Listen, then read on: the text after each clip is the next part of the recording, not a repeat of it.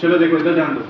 Mitochondria एक cell organelle है जो सेल के अंदर प्रेजेंट होती है। उसका स्ट्रक्चर कुछ ऐसा दिखता है, बीन शेप जैसा, और इसके पास दो मेम्ब्रेन होती है। How many membranes?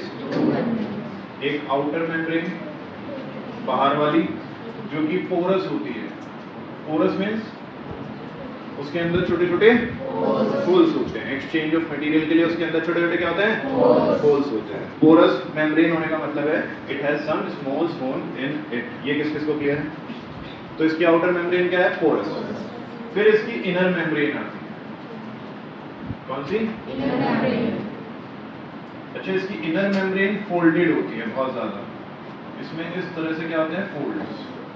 ये प्लेन नहीं है, सीधी नहीं है, इसमें क्या है? फोल्ड्स। और इन फोल्ड्स को हम नाम देते हैं क्रिस्टल। क्या नाम देते हैं? क्रिस्टल। क्या नाम देते हैं? क्रिस्टल। क्या? Crystal. What are crystal? Folds of inner membrane. Inner membrane is folded. These folds are known as crystal.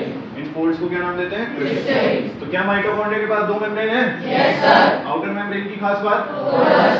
Porous means छोटे छोटे होल्स, ताकि एक्सचेंज ऑफ मटेरियल हो सके। इनर मेम्ब्रेन की खास बात? फोल्डेड होती है और these folds are known as crystal. Actually में माइटोकॉन्ड्रिया के अंदर वो प्रोसेस होता है जिससे एनर्जी बनती है, और उस प्रोसेस को हम रेस्पिरेशन के नाम से जानते हैं। किस नाम से जानते हैं? रेस्पिरेशन। रेस्पिरेशन वो प्रोसेस है जिससे क्या बनती है?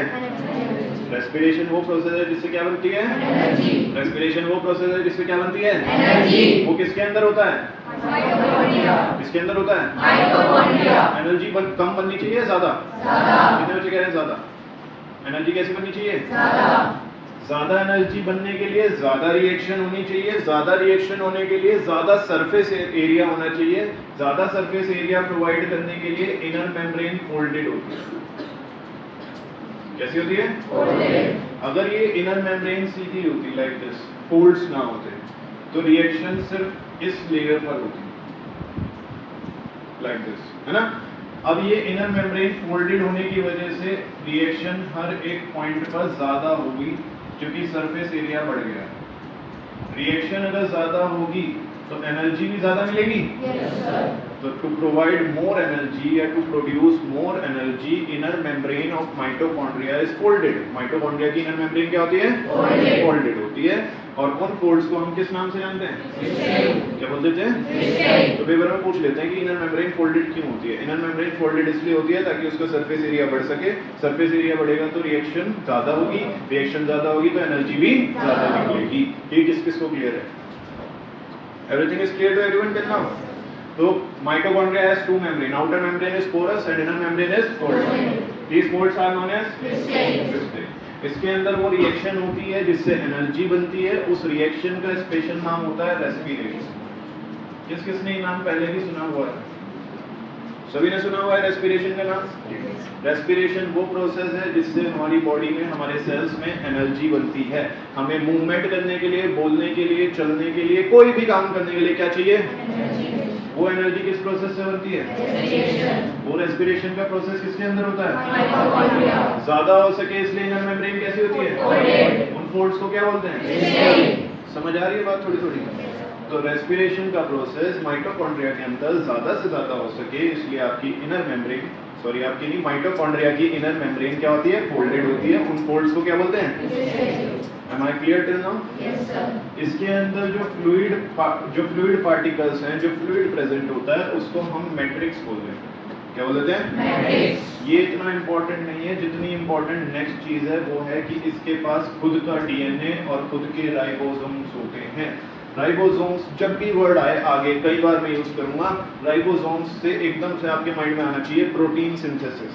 क्या आना चाहिए? Protein synthesis. Ribosomes protein synthesis. एक साथ बोलो, ribosomes protein synthesis. Ribosomes protein synthesis. Ribosomes protein synthesis. Ribosomes protein synthesis. Ribosomes protein synthesis. Protein synthesis का मतलब है कि ये प्रोटीन्स बनाने का काम करते हैं। कौन? राइबोसोम्स। प्रोटीन्स बनाने का काम कौन करते हैं? राइबोसोम्स। प्रोटीन्स बनाने का काम कौन करते हैं? राइबोसोम्स। और डीएनए की फुल फॉर्म? डीएनए की फुल फॉर्म? डीएनए की फुल फॉर्म? डीएनए और राइबोसोम्स इसके पास खुद के हैं। ये अपना खुद का जेनेटिक मटेरियल बना सकता है। क्या बना सकता है ये खुद का? क्या बना सकता है ये खुद का? क्या आपको माइटोकॉन्ड्रिया के बारे में बेसिक आइडिया लग रहा है? इसकी आउटर मेम्ब्रेन कैसी होती है? इसमें छोटे छोटे होल्स होते हैं ताकि एक्सचेंज ऑफ मटेरियल्स हो सके। इनर मेम्ब्रेन कैसी होती है?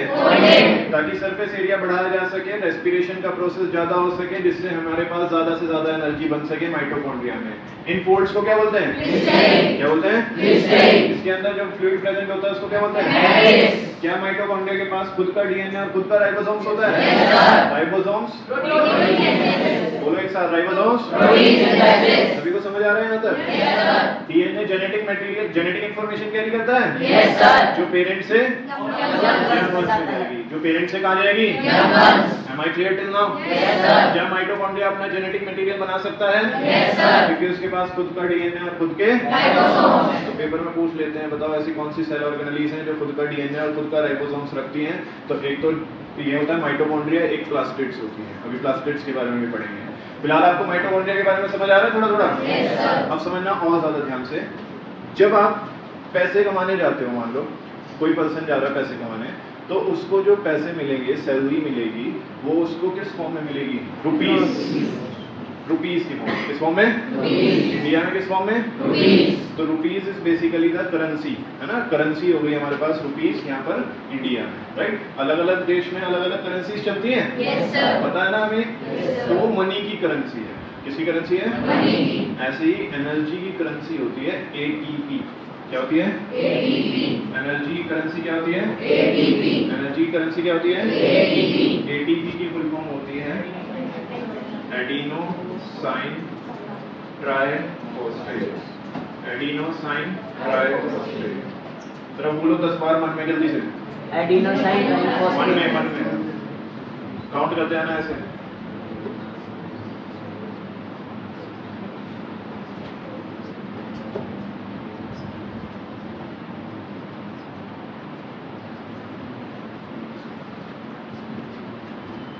क्या होती है फुल फॉर्म? इसकी एटीपी की फुल फॉर्म क्या होती है? नो डाउट माइटोकॉन्ड्रिया के अंदर रेस्पिरेशन के प्रोसेस के दौरान एनर्जी निकलती है। उस एनर्जी को हम मेजर करते हैं किस फॉर्म में?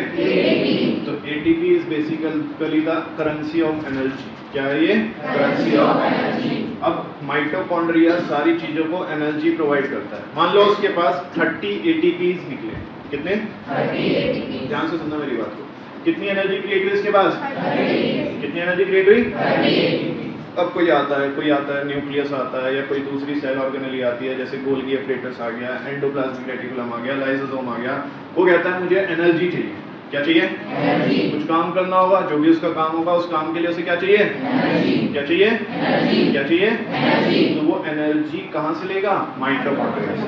किससे लेगा? माइटोकॉन्ड्रिया। माइटोकॉन्ड्रिया कितने एटीपी एनर्जी लेकर बैठा है? 30। राधिका, माइटोकॉन्ड्रिया कितनी एनर्जी लेकर बैठा है? 30। कितनी? 30 एटीपी। अब मान लो लाइसोसोम आता है, कहता है मुझे 5 एटीपी एनर्जी चाहिए, तो माइटोकॉन्ड्रिया उसको 5 एटीपी एनर्जी दे देगा? Yes sir. कोई दूसरा सेल ऑर्गेनेली आता है, वो कहता है मेरे को 10 एटीपी एनर्जी चाहिए, तो माइटोकॉन्ड्रिया उसको 10 एटीपी एनर्जी दे देगा? Yes sir. तो सेल में हर एक ऑर्गेनेली को, हर एक पार्ट को एनर्जी कौन बांट रहा है?